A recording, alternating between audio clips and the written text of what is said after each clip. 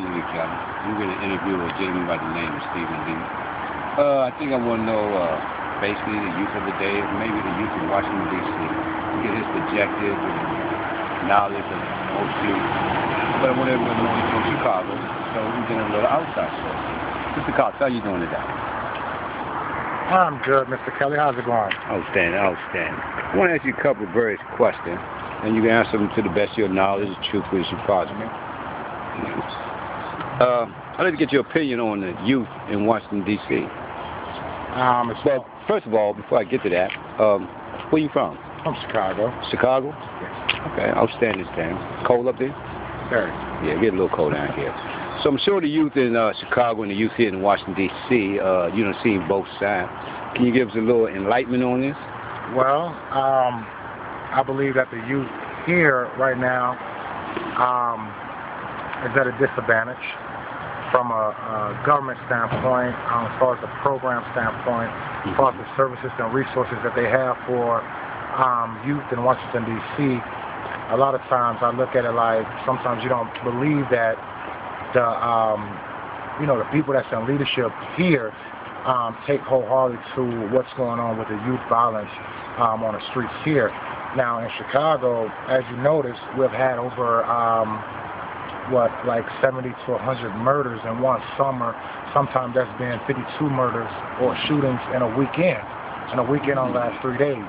But however, in the process of those 3 days, the leadership and the government officials was able to go in and put service in there and put programs together where the community is still safe and the residents of certain areas in Chicago is safe. Well, you know, the police chief, Captain Lanier, with them figures that you sent about Chicago, it almost add up to the figures we have here in Washington, D.C., but our shooting the crime rate done went down since we got Captain Lanier. What's your input on her as far as the crime rate and shooting, things of that nature? I think Ms. Lanier, I know her personally. I think she's done a wonderful job here in Washington, D.C. With the all hands on deck, and that she's very passionate about reducing youth violence in Washington, D.C. And I think that Washington, D.C. also have one hell of a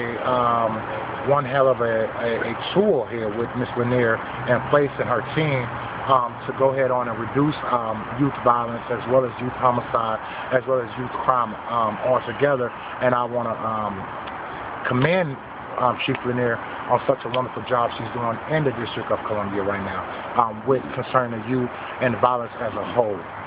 So do you think that she put more her effort with the all hands on deck, mostly in the Capitol Hill area or Rosedale, 17th, 19th Street? A lot of folks here in the city think that she put too much, and she don't go to Southeast with the all hands on deck, Berry Farms, 4th Street, 3rd Street, Atlanta Street, you know, Old Valley Green. This Southeast, Ward 7. Is it because of Marion Barry?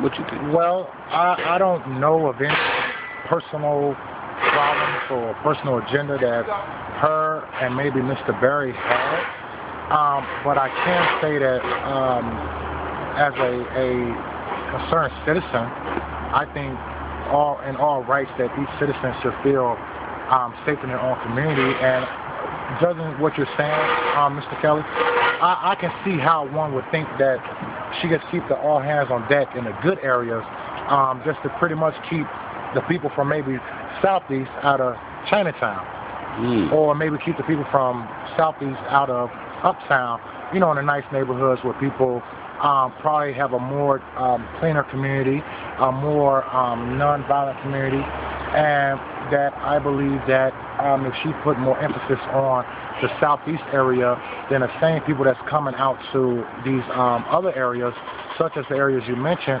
I believe if she put a tool in Southeast first, then to where the crime is at, then people will be less reluctant to maybe commit crime in those other areas as well.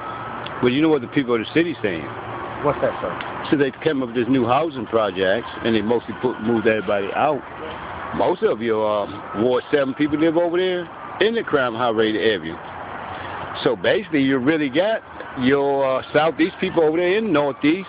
That's why the crime rate went up over there. Also, I believe that Southeast doesn't have as much crime rate anymore. Northeast has it. Which is also a fact Mr. Pettit, I can agree with you on the crime rate in the southeast side of Washington, D.C., the Wards 8, different areas. They are going down. They are. He is reducing them and trying to keep the violence down. So I believe that she is doing something. However, it's up to the community as well. We can't just depend on Captain Lanier to be the violent savior, if I can say.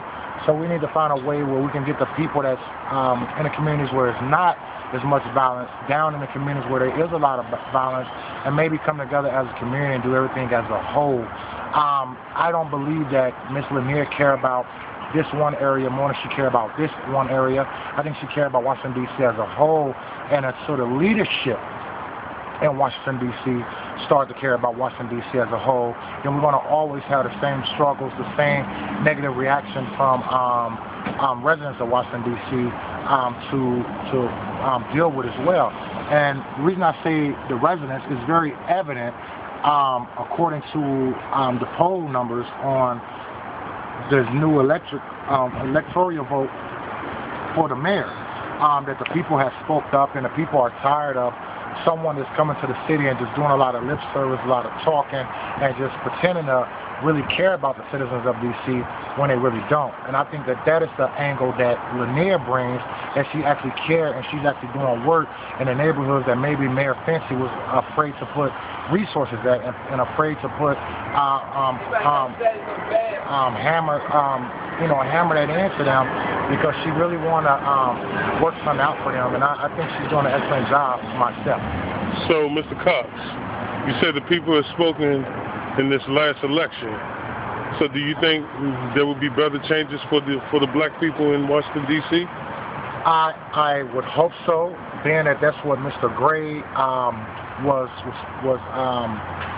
stomping on his campaign, that he wants to see everybody equal in Washington, D.C., not black, not orange, not white, not rich, not poor, but he wants to see everyone come to a common ground where everyone could be a part and benefit from the resources in Washington, D.C. That is the taxpayers' money. And I would hope that Mr. Gray would be a man of his word and make sure that the things that he says he's going to do for all the citizens in D.C., even a poor community, and no offense to any black people or any poor people, but if you look at the reality in Washington, D.C., the people that are down and the people that are hurting right now is the black community. And by the black community being at a standstill where they at, until we are able to put resources in those black communities and those black areas, build up the black libraries, the black shopping, the black housing, then they're still going to always be at a disadvantage. But however, if Mr. Gray make true on his promise that got him elected, that he's for the people and elected by the people, then I really believe that Washington, D.C. really have a chance at having a strong mayor that's going to do things for the city that maybe hadn't been done since Barry.